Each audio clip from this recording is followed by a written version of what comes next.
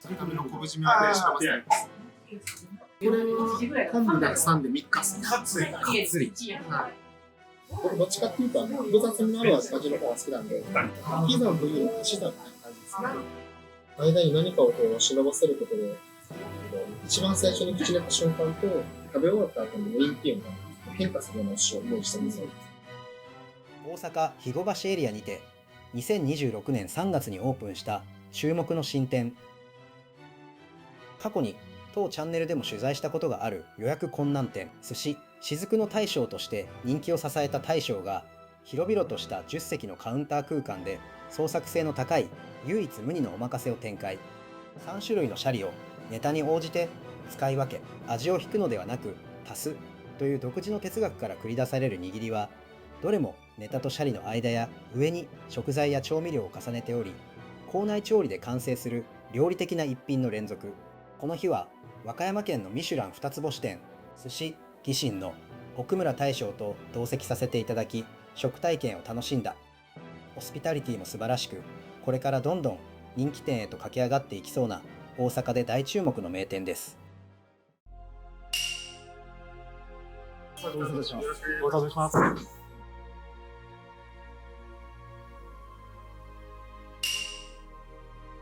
基本的に使ってるのはマグロとお塩だけなんで。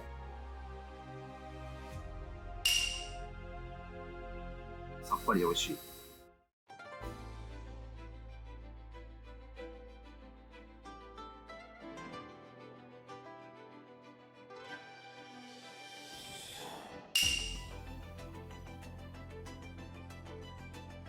さん、このイカ懐かしいです。懐かしいですよ。間にかましたのは何ですか？イカのおぼろす。この辺りやっぱ調味料のレパートリーはそうですね。懐かしい。で、最後、振りかけてるのがウニのお塩、ウニ塩ですね。はあ。ウニとお塩だけで作ったウニの風味のするお塩。香りがですね。香りに、はい、ホタルの北紫ですね。はい。美味しいです。ウニがもうジュースですね。そうです。ソースになってる。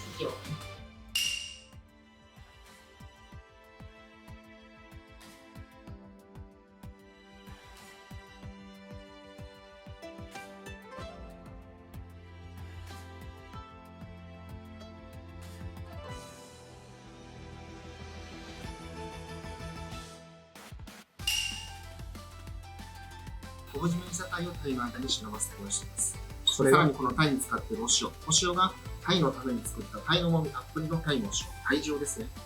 間に何かをこう忍ばせることで、一番最初に口に入れた瞬間と食べ終わった後の余韻っていうのが変化するようなお塩を用意しています。切り付けも厚くて、昆布締めもあって、シャリがあるじゃないですか。結構幅がすごいあるというか、食感の厚みがすごいある。僕どっちかっていうと複雑になる味の方が好きなんで、ピザという足し算みたいな感じですね。おまかせの構成はなんかこうコンセプトというか流れのイメージって何かありますか？お寿司食べに来られてるんで、お寿司食べたいんですけど、なんか当て最初にバーって出てきて、で最後お寿司何貫食べてみたいな感じだと、どうしてもお寿司食べに行ったら当てでお腹いっぱいになっちゃうみたいな状態になるんで、それからも最初からお寿司食べてもらう。店名はこれは何て読むんですか？アマテラスです。アマテラス。はい、海に照らしてアマテラス。海の食材を照らそう、まあ、食材にスポットを当てようって言って、はい。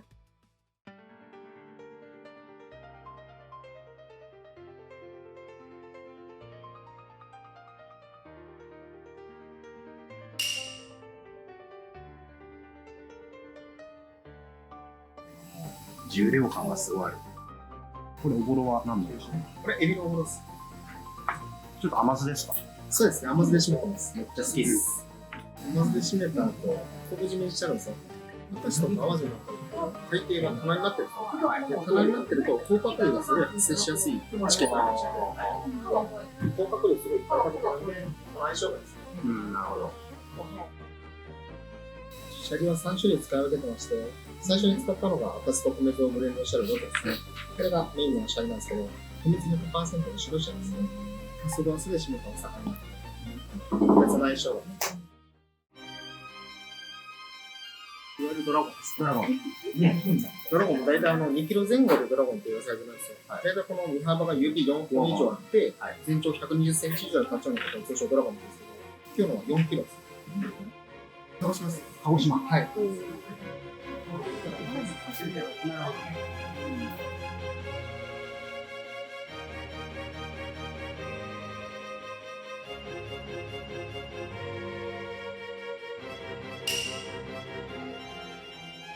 ブールブランソースですね。ブールはバターで、ブランは白なんで、バターを使った白いソースっていう意味なんですけど、フレンチとかですごいクラシックなソースなんですよ。これを和風仕立てにしてますね。で、シャドウっていう玉ねぎと食材があるんですけど、あれを細かくみじん切りにして、そこに白ワインと白ワインテレアを合わせて、でそれを煮詰めていくんですね。ある程度煮詰まったところにバターに乳化させるっていうソースなんですけど、これを米酢と日本酒を使ってやってるんですよ。で、そこにだし麹っていうのがして、干し貝柱と干し椎茸と鰹節と昆布ですね。これを細かく砕いたものを米麹に合わせて、で、だしの旨味の麹を作ってるんですよ。で、それを味付けに使ってます。ちょっと酸味があるんですね。寿司屋のつまみというよりはなんかフレンチ、和風フレンチみたいな感じです。僕がもともと洋食出身と思って、あ、そうだ。自分らしい料理って何かなって考えると、やっぱこっち方向の方がね、僕出しやすいんですよ。洋食だけではないんですけど、一番最初その料理やりたいってなって18で高校卒業してもう現場入ろうと思って、はい、料理学校とか言わずに大阪のどのかところ中之島にあるリーガルのホテルってわかりますわかります。はい。そこあそこお世話になりまして、ホテルにいたんですよ。しずるが最初のファーストキャリアなんですか。あ、そうです。寿司職人として。はい。あ、そうなんですね。実はそうなんです。修行会から7年。あ、そうなんですか。そんなチーズリゾットじゃないですか。スモークチーズっぽい味。めっちゃチーズの味。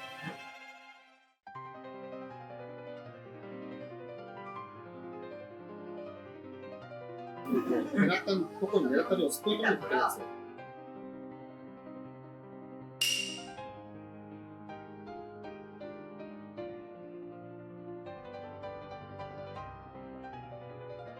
さっぱりあっさりで美味しい。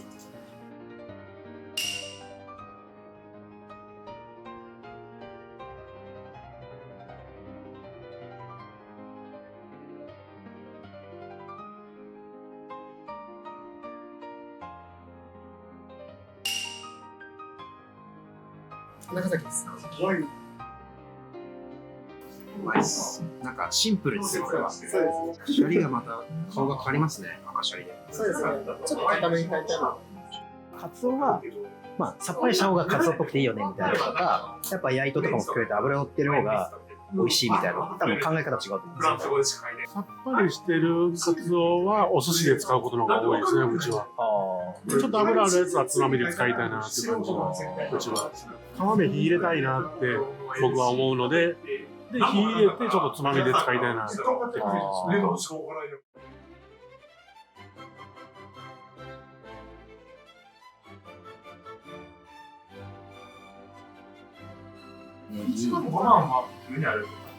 で、これが今でこそね。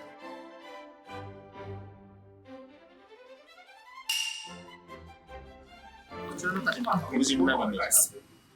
どうしても昆布締めにするとね、水分が持ってかれちゃうんで、食感変わったりするんですよね。昆布塩が面白い。でも昆布締めほどなんかやっぱギュッとしてないですね。そうですね。石垣とか石鯛って香り出ちゃうじゃないですか。そうですね。すごい爽やかに食べやすく食べさせてくれる。これもでも数日ぐらいですか、寝かせは。いや、これも実は1週間で出してます。うちの冷蔵庫がやっぱり西部輸送機っていう特殊機械を使ってるマイナス2度で物が凍らないっていう冷蔵庫なんですよ。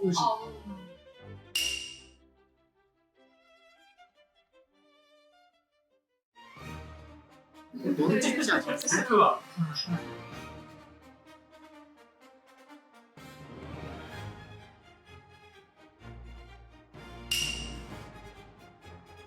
吸わないだけです。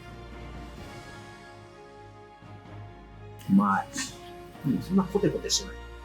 薬味がいい仕事してますね、間の。おじそとネギと生姜を合わせたものですね。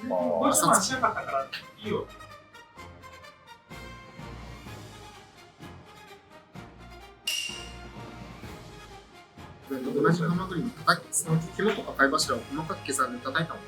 これを間に忍ばせまして、で、塗ってるのがハマグリのお出汁で作ったハマグリの蜜ですね。で、最後上に振りかけたのが特注で作ってもらってます、唐辛子の入っていない七味です。唐辛子の入ってない七味。はい、全然辛くない香りだけのします。山椒七味です。食感もいい意味で美浜っぽくないっていうか。低温調理なんですよ。はい。60で1時間ほど低温調理してあると、食感もね、ちょっと柔らかい食感になってでも噛むほどにちょっとハマグリ感出てきました。最初この唐辛子なし七味がすごい。山椒七味です。低温調理ってタンパク質が固まらない温度帯で火を入れることができるっていう、すごいメリットがあるんですけど、やっぱデメリットもあって、密閉した状態で火を入れなくちゃいけないので、どうしても香りが止まらないんですよ。それがいい場合もあるんですけど、ハマグリなんかどうしてもカリッとさ、甘臭さみたいなのが。なんで一旦低温調理したやつをさっと移動してるんですよ。ハマグリだしでさっと移動して、で別で作っておいたハマグリだしをキンキンに冷やしておいて、そこに入れて急冷するんですよ。でそうすることで低温調理の食感と、ちゃんと美味しい香りが。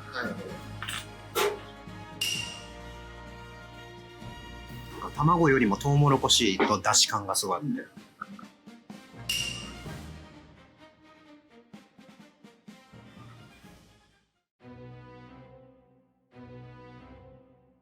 テラスさん、今仕入れは結構いろんなところからですか？大阪の市場が多いですか？大阪の市場と兵庫の市場ですね。あと豊洲からもありますし、北海道からもあります。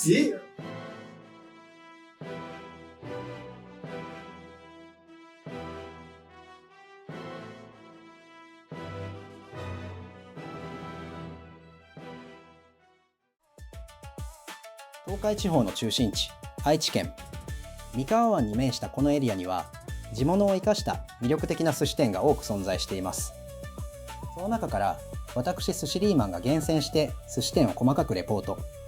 名店や地方の隠れ家もアプリで簡単検索。愛知の寿司がもっと近くなる。東京都、大阪府に加えて、この度愛知県の名店も新たに追加掲載。寿司店探しは酢飯。無料ですので、ぜひ使ってみてください。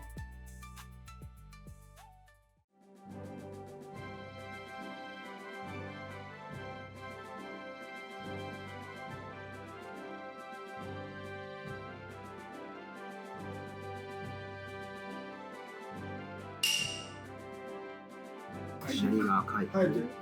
温度も上げてます。そうですね。マグロ醤油。マグロ醤油。なんですか？マグロ醤油。最初にご用意したマグロのコンソメ。あれを常温でドロッとしたとろみがつくぐらいまで焦げる寸前まで煮詰めるんですよ。その煮詰めて濃縮したマグロエキスを一緒に合わせて。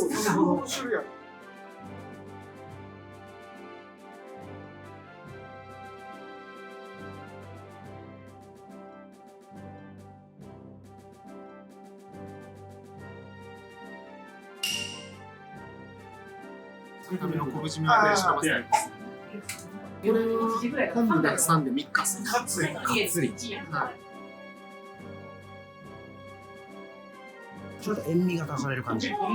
酒が進む味です。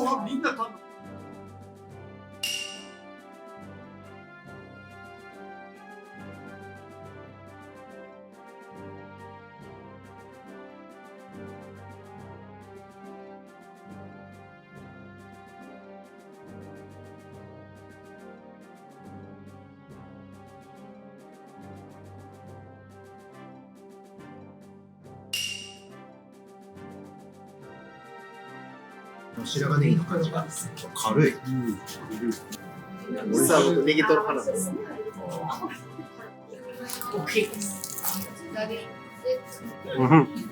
そのネタを挟んだりとか、そのネタの旨味を足した煮切りだったり、つめをつけたりっていうのが結構考え方です。そうですね。基本の考え方。やっぱり引き算じゃなくて足し算。テラスさんは今一斉スタートで2回転って感じですか？そうです。何時何時5時半と6時半みたいな。日本の移動で今だとお任せおいくらなんですか？定価っていうかっていう。税込みに2万4000円です。2万4000円。落ち着く。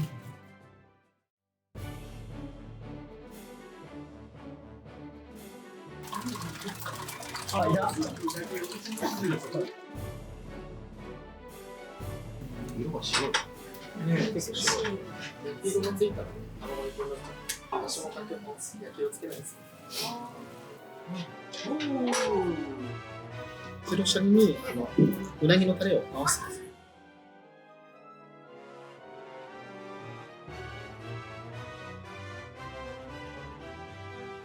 まさか。どういう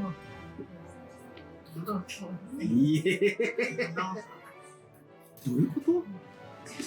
今玉です。乗せるんだ。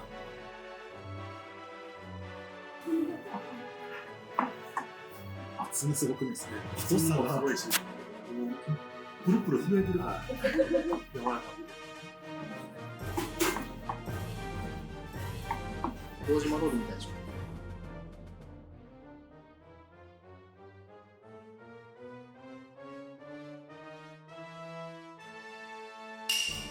うな玉です。うまっ。軽いですね。全然余裕ですね。割とね、だし巻き大きいんですけど、だし巻き自体がほぼ水分なんで、そこまで重たくならない。全然濃くない。前のお店の時にトロタ風とかエビマヨとかずっとやってたんで、なんかせっかく新しい店に来たから、なんか新しい追加のなんかバリエーションを増やせないかなって結構前から考えてはいたんですけど、形になかなかなってなって、まあ個人的にうなぎが好きだからってのもあるんですけど、なんか面白いだけの出し方できないかな。これはでもね、お腹にある方は多分絶対頼むべき。楽しいし美味しいし。これなんで3種類使うと思ったんですか？だからイカとか赤酢のその酸味と塩味の効いたバチバチのシャリが合うかって言ったら、まあ合わないと思うんですよ。究極は一回一回そのお魚自体に合わせたシャリを使いたいぐらいなんですけど、まあ現実的にちょっと不可能に近いんです。